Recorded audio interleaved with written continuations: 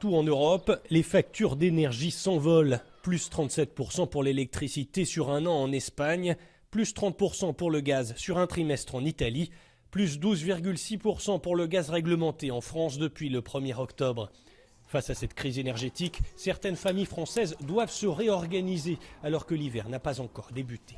On a une augmentation de plus de 200 € par an pour les consommateurs en moyenne, entre le gaz et l'électricité. Je crois qu'il y a une urgence du gouvernement et aussi de la communauté européenne à agir sur la problématique des fluides pour les familles, gaz, électricité et autres, pour qu'on puisse retrouver donc un niveau de chauffage décent dans les foyers français.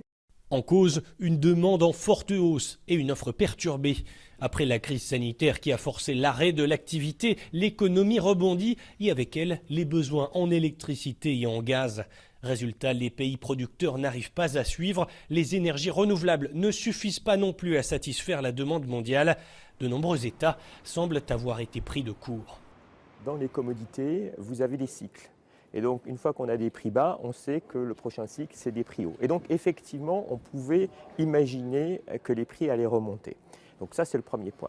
Le deuxième point, on pouvait imaginer que ça allait aussi se passer assez rapidement parce qu'il y avait une certaine incohérence des politiques énergétiques sur le Green Deal. Par contre, effectivement, cette incohérence et ce cycle des commodités combinés ont fait qu'on a eu des prix extrêmement élevés, des prix records, et ça, peut-être, on ne l'avait pas prévu. Pour résoudre cette crise, l'Europe se tourne vers l'Est, la Russie, principale exportatrice de gaz vers le vieux continent. Le président Vladimir Poutine s'est dit disposé à augmenter ses livraisons de gaz sous condition. Mais cela sera-t-il suffisant ? La solution de court terme, elle n'existe pas. Pour cette crise, il va falloir attendre au moins la fin de l'hiver, puisqu'il faut avoir cet équilibre entre cette offre et cette demande, la demande étant forte en hiver, et encore une fois, vous voyez, il commence à faire froid. Pour l'offre supplémentaire, je ne pense pas, on aurait pu demander aux Russes de nous en envoyer, mais ça on aurait dû le faire, des volumes supplémentaires, plutôt en juillet ou en août, comme le président Biden l'a fait pour le pétrole et l'OPEP le 11 août dernier. En attendant un retour à la normale, il faut espérer que l'hiver ne sera pas trop rigoureux. D'après une étude de la Confédération européenne des syndicats, près de 3 millions de travailleurs pauvres en Europe n'auront plus les moyens de payer leurs factures de chauffage.